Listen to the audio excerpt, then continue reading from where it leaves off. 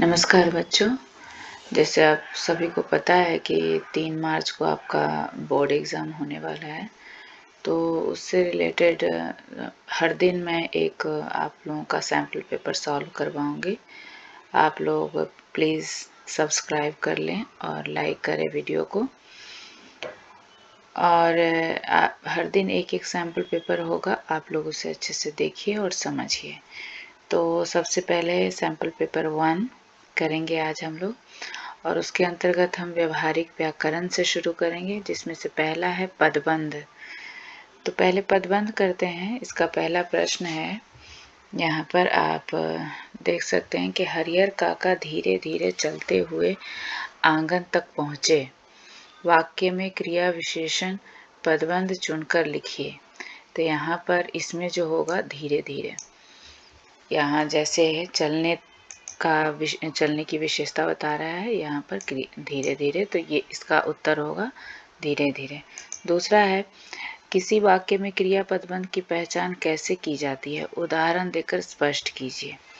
तो इसका उत्तर होगा यहाँ पर, क्रिया पदबंध वह शब्द समूह है जो मुख्य क्रिया के अर्थ को स्पष्ट करता है।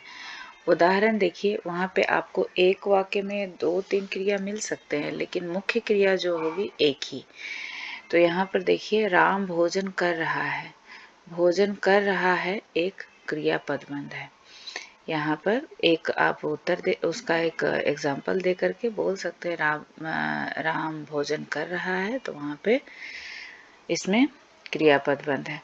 उसके बाद दूसरा है, निर्भीक और साहसी वजीर।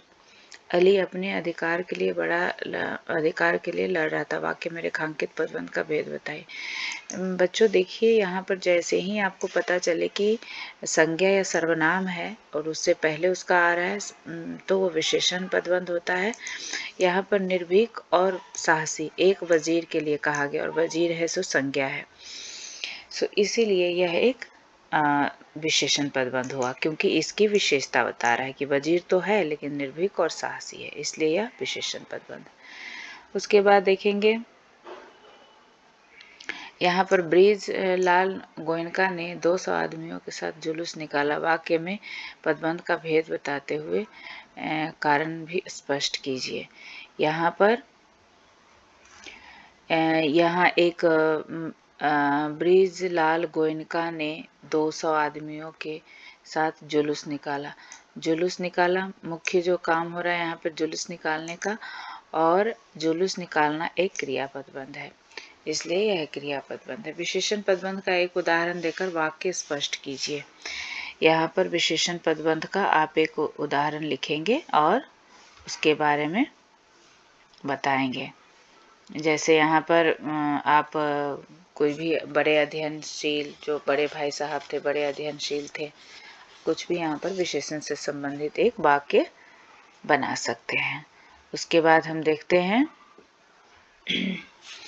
यहाँ पर रचना के आधार पर वाक्य। रचना के आधार पर वाक्य रूपांतरण जो भी है 5 में से 4 करने हैं। तो पहला है यहाँ पर, हमेशा सिर पर रचना के आधार पर वाक्य, हमेशा सिर पर नंगी तलवार सी लटकती मालूम होती है। वाक्य का भेद लिखिए। यहाँ पर कौन सा वाक्य का भेद है, सो एक बताना है।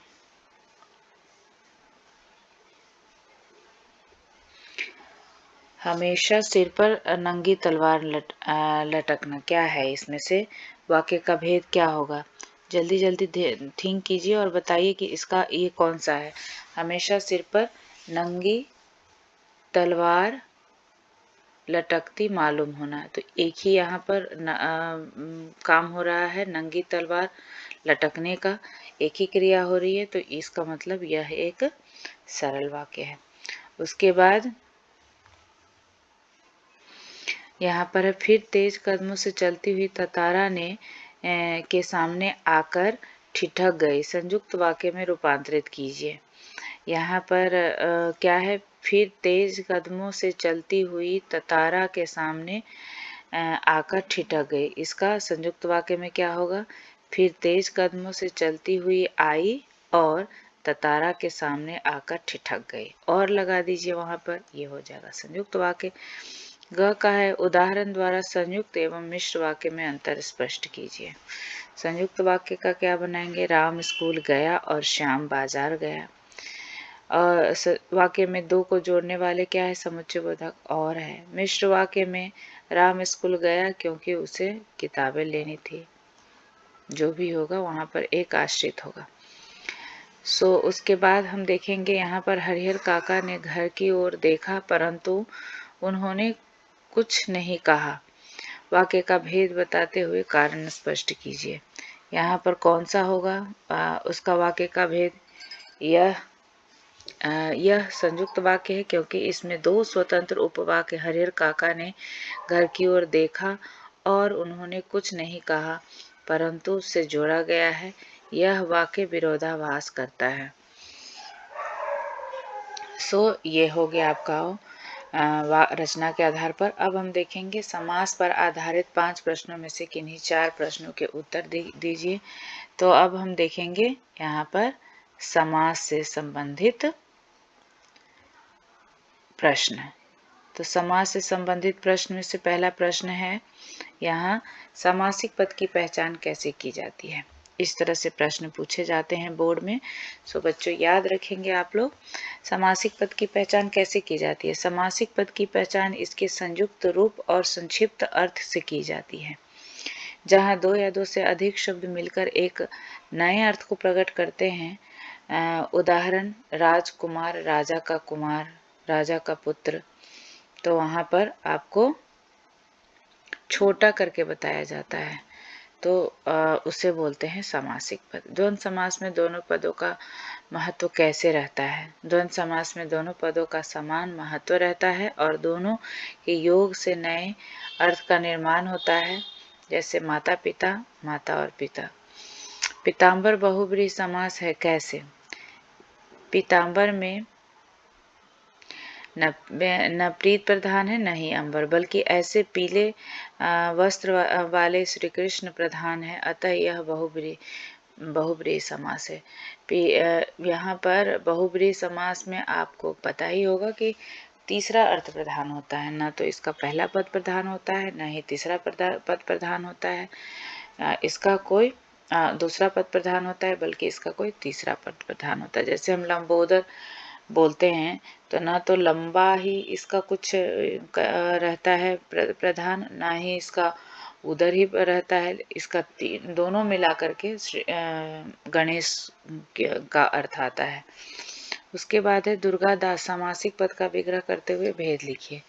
दुर्गा दास समासिक पद में दुर्गा का दास अर्थात यह एक तत्पुरुष समास है। बहुब्रीहि समास की विशेषता बताते हुए एक उदाहरण लिखिए। बहुब्रीहि समास की विशेषता यह है कि इसमें समास का अर्थ किसी अन्य वस्तु या गुण को दर्शाता है, न कि समान शामिल में अर्थ के। उदाहरण के लिए आप, जैसे हम पहले बताए थे कि इसका कोई तीसरा अर्थ प्रधान होता है, तो आप उसमें एक उदाहरण लिख दीजिए। अब मुहावरे पर चलते हैं। यहाँ पर मेरा जी पढ़ने में बिल्कुल ना लगता है। 1 घंटा भी किताब लेकर बैठना डैश हो जाता है। क्या होता है, 1 घंटा लेकर बैठना भी, यहाँ पर आंसर आएगा पहाड़ लगता है। उसके बाद देखिए, शैलेंद्र ने अपने गीतों की गहराई में डैश दी। उपयुक्त मुहावरे द्वारा रिक्त स्थान की पूर्ति कीजिए।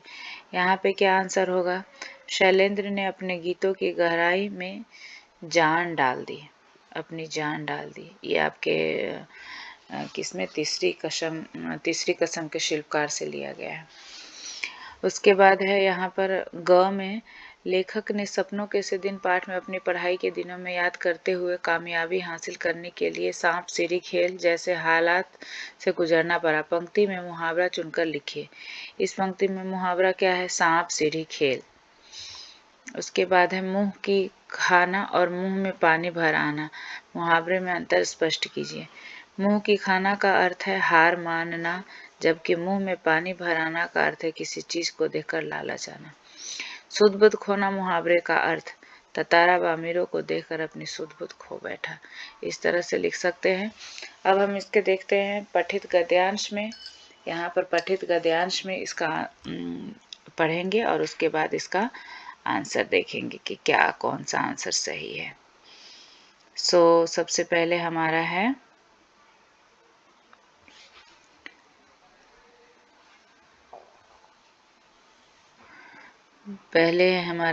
यहाँ पर मगर टाइम टेबल लेना बना लेना एक बात है। पहले इसको पढ़िए, इसका क्या है, उसके बाद हम उसके उत्तर पे डिस्कशन करेंगे।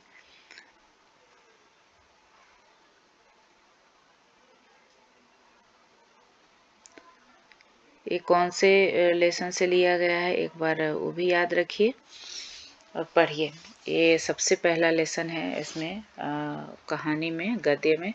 तो देखिए इसका है, मगर टाइम टेबल बना लेना एक बात है, उस पर अमल करना दूसरी बात है। पहले ही दिन उसकी अवहेलना शुरू हो जाती है। मैदान की वह सुखद हरियाली, हवा के हल्के हल्के झोंके, फुटबॉल की वह उछल कूद, कबड्डी के वह दाव घात, वॉलीबॉल की वह तेज और फुर्ती मुझे अज्ञात और अनिवार्य रूप से खींच ले जाती है और वहां जाते ही मैं सब कुछ भूल जाता हूँ।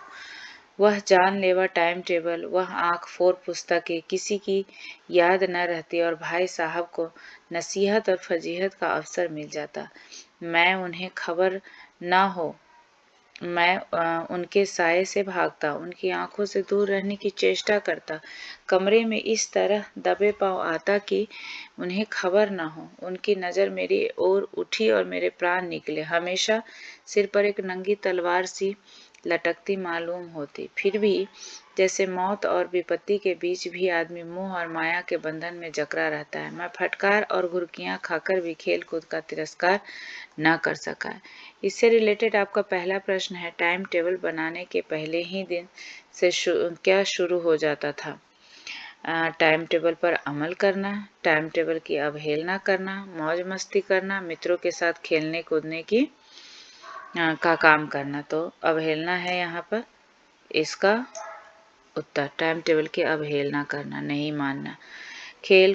लेखक कहाँ जाते ही सब कुछ भूल जाता था, घर पर, विद्यालय में, खेल के मैदान में। तो पूरे गद्यांश में दिया ही हुआ है खेल के मैदान में। उसके बाद है लेखक बड़े भाई साहब के डर से क्या करता था? उनके साये से दूर भागता था, उनकी आंखों से दूर रहने की चेष्टा करता था, कमरे में दबे पांव आता था, उपयुक्त सभी। तो इसका उत्तर है यहाँ पर उपयुक्त सभी। उनके साये से भी दूर रहता था, उनकी आंखों से दूर रहने की चेष्टा भी करता था, कमरे में दबे पांव भी आता था, इसलिए इसके उत्तर है उपयुक्त सभी। भाई साहब को नसीहत और फजीहत का अवसर मिल जाता। पंक्ति में फजीहत का अर्थ क्या है? यहाँ पर आलोचना करना। उसके बाद है निम्नलिखित कथन ए और कथन कारक आर को ध्यान से पढ़िए तथा सर्वाधिक उचित विकल्प को चुनकर लिखिए। लेखक अपने टाइम टेबल का पालन नहीं कर पाता था। खेलकूद के आकर्षण व सब क्योंकि, इसमें जब भी आप इस तरह से प्रश्न पूछे तो आप क्योंकि लगा करके देखिए। अगर वो सही बैठता है तो सही उत्तर होगा, नहीं तो उसके गलत होगा कि व्याख्या गलत कर रहा है, सही कर रहा है। तो यहाँ पर देखिए लेखक अपने टाइम टेबल का पालन नहीं करता था क्योंकि खेलकूद के आकर्षण में सब कुछ भूल जाता था। दोनों सही बैठता है तो इसका उत्तर होगा यहाँ पर कथन ए तथा कारण आर दोनों सही है। कथन ए तथा कारण आर दो का कथन ए तथा कारण आर दोनों सही है। यहाँ पर इसका उत्तर होगा। अब यहाँ पर आपके प्रश्न उत्तर है। लोग अपने अपने मकानों व सार्वजनिक स्थलों पर राष्ट्रीय झंडा फहराकर किस बात का संकेत देना चाहते थे? ये बहुत बारे प्रश्न आया हुआ है, तो इसका उत्तर आप यहाँ पर लिख सकते हैं कि लोग अपने अपने मकानों व सार्वजनिक स्थानों में राष्ट्रीय झंडा फहराकर इस बात का संकेत देना चाहते थे कि वे भारत के अंग्रेजी शासन से पूरी तरह मुक्त कराना चाहते थे, उसे वहां से हटाना चाहते थे अंग्रेजों को। वामीरो अन्य गांवों के युवकों को उत्तर देना उचित क्यों नहीं मानते थे? ये आप लोगों को सबको पता ही है। वामीरो अन्य गांव के युवकों को उत्तर नहीं देना चाहती थी क्योंकि वह गांव की परंपरा और नियमों से बंधी हुई थी। उसके लिए यह परंपरा था कि दूसरे गांव के लोगों से बात नहीं करनी है। सो उनके गांव में नियम है कि कोई कन्या अन्य किसी गांव के लड़के से संबंध नहीं रह सकती थी। इसीलिए वामीरो अन्य गांव के युवकों को उत्तर देना उचित नहीं मानते थे। मिट्टी से मिट्टी मिले से लेखक का क्या तात्पर्य है? मिट्टी से मिट्टी मिले। इंसान मृत्यु के पश्चात मिट्टी में ही मिल जाता है, चाहे उसे जलाया जाए या दफनाया जाए, तब किसी में भी कोई अंतर नहीं रह जाता है और शरीर की मिट्टी धरती की मिट्टी में मिल जाती है। फिर ये घमंड क्यों, फिर ये अहंकार क्यों? जो जन्म लिया है वो एक दिन मिट्टी में मिलेगा है। आपको ये कौन से यहाँ पर लेसन है, अब कहाँ दूसरों के दुख से दुखी होने वाले, उस लेसन से लिया गया। शहादत अली को अवध के तख्त पर बैठाने के पीछे कर्नल का क्या उद्देश्य था? तो शहादत अली को यहाँ पर अली को नासमझी और उसके ऐश पसंद का लाभ उठाना चाहता था और वह सोचता था कि यदि उसे तख्त मिल जाएगा तो उसे मूर्ख बनाना उसे कोई मुश्किल काम नहीं होगा। इसलिए वह शहादत अली को तख्त पर बैठाना चाहता था ताकि उसके आधार पर वो अपना काम निकाल ले। सो ये हो गया आपका गद्य पाठ। अब हम पद्य पाठ में पढ़ेंगे। श्याम राखे, आपका मीरा के पद से लिया गया है, दूसरा पद है इसका। श्याम मारे चाकर राखो जी, गिरधारी लाला मारे चाकर राखो जी। चाकर रहस्यो बाग लगस्यो त नित उठ दर्शन पास्यो, बिंद्रावन री कुंज गली में गोविंद लीला गास्यो। चाकरी में दर्शन पास्यो, सुमरन पास्यो खर्ची, भाव भगति जागीरी पास्यो, तीनों बाता सरसी। मोर मुकुट पीताम्बर सोहे, गलवै जंती माला, बिंद्रावन में धेनु चरावे, मोहन मुरली वाला।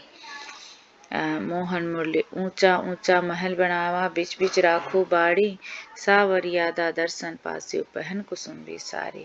आधी रात प्रभु दर्शन दीजो, जमुना जीरा तीरा, मीरा रा प्रभु गिरधर नागर, हिबरो घनो अधीरा। सो इससे प्रश्न देखिए क्या क्या बना हुआ है और इसके क्या उत्तर होंगे। सो आप लोग सोचिए और इसका उत्तर दीजिए। तो इसका पहला प्रश्न है,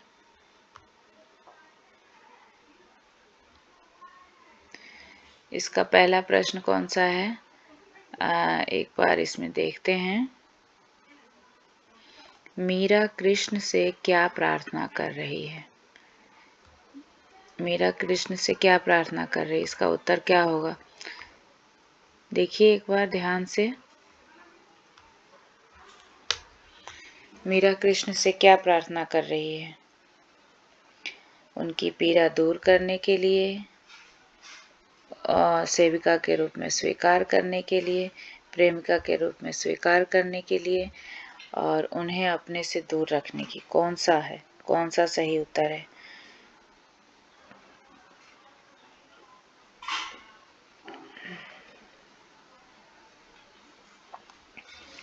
सो यहाँ पर मीरा कृष्ण से क्या प्रार्थना कर रही है? उनकी पूरा पीड़ा दूर करने के लिए। देखिए यहाँ पर क्या है, श्याम मारे चाकर, गिरधारी मारा चाकर, चाकर रहस्य बार लगस्य, निथिर दर्शन वृंदावन की कुंज गली में पाकर। सो कभी भी आप पीड़ा हरने की बात, पहले जो पंक्ति है, पहला जो पैराग्राफ है उसमें दिया गया है, तो पीड़ा हरने की बात होगा नहीं।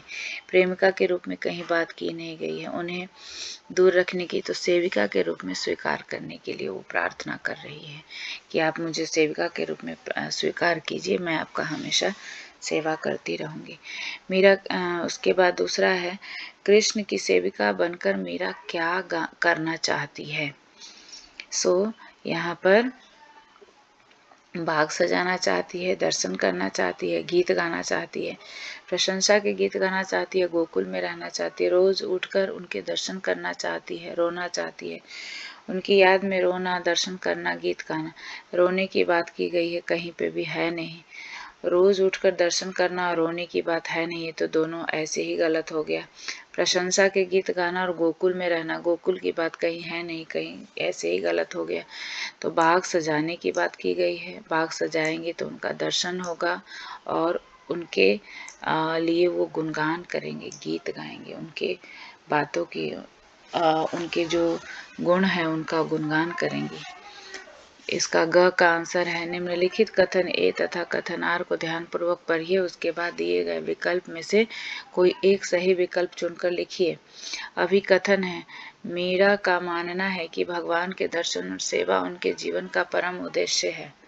मीरा का मानना है कि भगवान के दर्शन, ये सही है, भगवान की सेवा करने से ही उन्हें सामाजिक प्रतिष्ठा प्राप्त होगी। इसका कौन सा उत्तर है?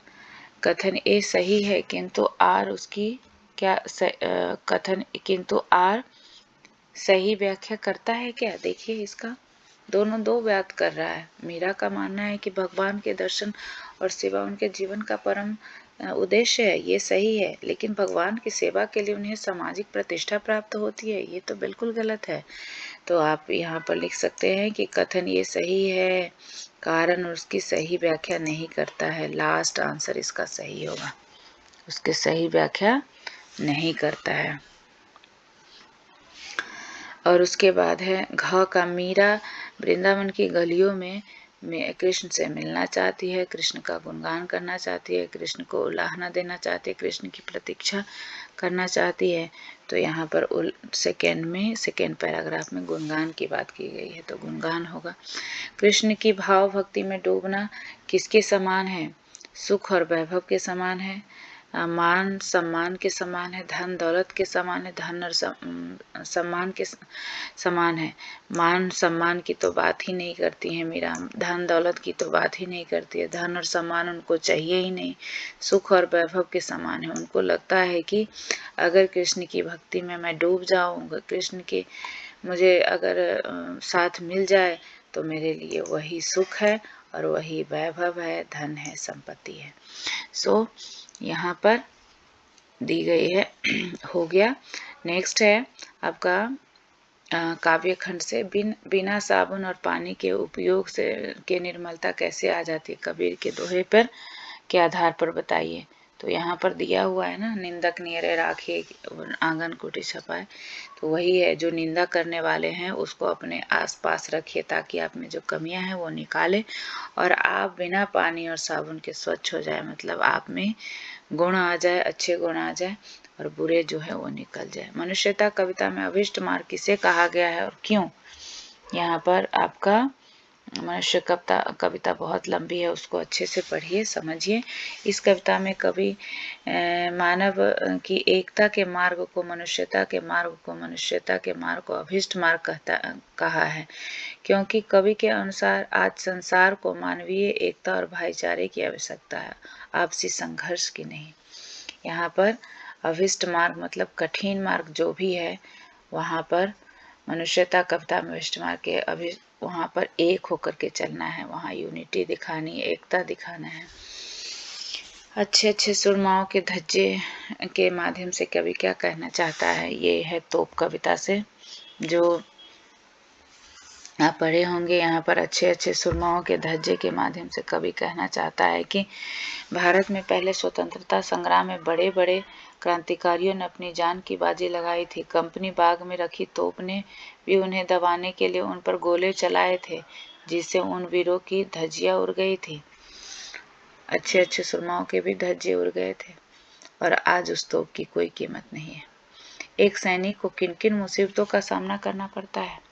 एक सैनिक को जो भी है, सैनिक को एक भीषण संकटों का सामना करना पड़ता है और युद्ध में जब होता है तो उनके सिर पर मौत का कफन बांध करके चलता है। बहुत सारे कठिनाई होती है उनके रास्ते में और इन सब का उन्हें सामना करना पड़ता है। तो बच्चों, आज हम यहाँ पर एक सैम्पल पेपर का पूरा ये कर लिए हैं। अब इसके बाद हमारा है एक नॉन डिटेल का, उसके बाद हमारा ये है नॉन डिटेल का पढ़िए।